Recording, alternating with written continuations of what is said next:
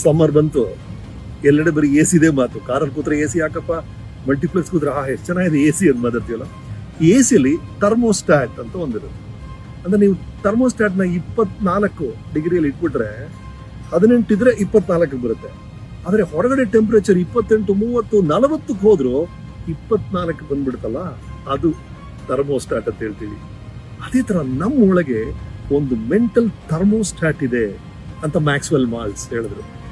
ನನ್ನ ಮನಸ್ಸೊಳಗೆ ನಾನು 15 ಕೋಟಿ ಚಿತ್ರದ ಹೀರೋ ಅಂತ ಅನ್ಕೊಂಡ್ಬಿಟ್ರೆ 100 ಕೋಟಿ ಚಿತ್ರಗಳ ಕಥೆಗಳೇ ನನ್ಗೆ ಹೊಳಿಯೋದಿಲ್ಲ. ಅದೇ ತರ ನಾನು ಮಂತ್ಲಿ 50,000 ಸಂಪಾದಿಸಬಲ್ಲೆ ಅಂತ ಮೈಂಡ್ ಅಲ್ಲಿ ಫಿಕ್ಸ್ ಆಗ್ಬಿಟ್ರೆ 2 ಲಕ್ಷದ ಅವಕಾಶನೇ ನಮಗೆ ಕಾಣಿಸೋದಿಲ್ಲ. ಕಣ್ಮುಂದೆ ಹೋಗ್ತಾ ಇರುತ್ತೆ, ನಮ್ಮ ಕಣ್ಣಿಗೆ ಬೀಳಲ್ವಂತೆ. ಇದು ಬರೀ ಸಂಪಾದನೆ ಬಗ್ಗೆ ಮಾತ್ರ ಅಲ್ಲ, ನಿಮ್ಮ ಸಂಬಂಧಗಳ ಬಗ್ಗೆ ಇರ್ಬೋದು, ಅಥವಾ ನಿಮ್ಮ ಮನಸ್ಸಲ್ಲಿ ನಾನ್ ನಾಲಾಯಕು, ನಾನ್ ವೇಸ್ಟ್, ನನ್ನಿಂದ ಸಾಧ್ಯ ಇಲ್ಲ ಅಂತ ಒಂದು ಥರ್ಮೋಸ್ಟಾಟ್ ಇದ್ಬಿಟ್ರೆ ಹೊರಗಡೆಯಿಂದ ಎಷ್ಟೇ ಸ್ಫೂರ್ತಿದಾಯಕ ಮಾತುಗಳು ಬಂದ್ರು, ಮೋಟಿವೇಶನ್ ಬಂದ್ರು ನೀವು ಗೆಲ್ಲೋದಿಲ್ಲ ಅಂತ.